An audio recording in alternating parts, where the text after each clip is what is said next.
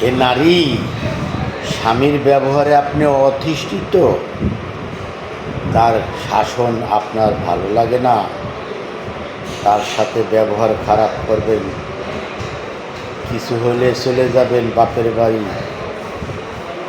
মনে রাখবেন, আপনার জীবনের মঙ্গলকারী আল্লাহ পাক নিযুক্ত করে দিয়েছেন স্বামীকে।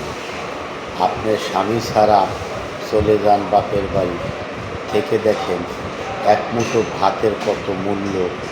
স্বামীর কথা আপনার ভালো লাগে না, তার শাসন আপনার ভালো লাগে না, আপনি স্বাধীনভাবে চলতে পারেন না, স্বামী যেভাবে কয় সেভাবে আপনার পছন্দ হয় না।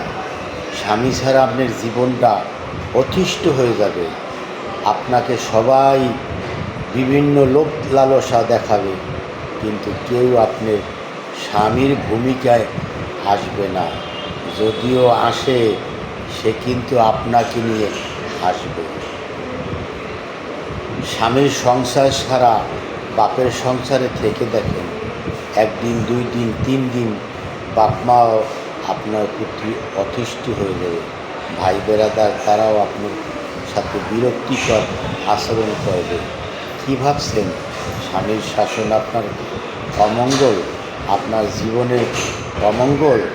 না, স্বামীর শাসন আপনার জীবনটাই মূল্যবান করে তুলবে। তাই স্বামীকে কদর করুন, স্বামীকে মহব্বত করুন, স্বামীর কথাকে মেনে নিন, স্বামীর আদেশকে মেনে নিন, তাতেই আপনার মঙ্গল। স্বামী ছাড়া আপনি পৃথিবীতে বেরিয়ে দেখেন, এক মুঠো ভাতের কত মূল্য, কত কথা শুনতে হয়। আপনি স্বামী ছাড়া চলেন, দেখবেন আপনাকে বিভিন্ন মানুষের লোভ লালসায় ভোগ বিলাসে মাতোয়ারা করে তুলবে, কিন্তু স্বামীর কদর আপনি কোথাও পাবেন না। তাই স্বামীর সাথে ব্যবহার খারাপ করবেন না, কিছু হলে স্বামীর সাথে চড়াও হবেন না।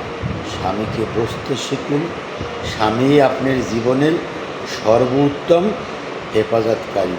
স্বামী হলো আপনার জীবনের ভালো মন্দ দেখা, আপনার দেহ পাহারাদারকারী।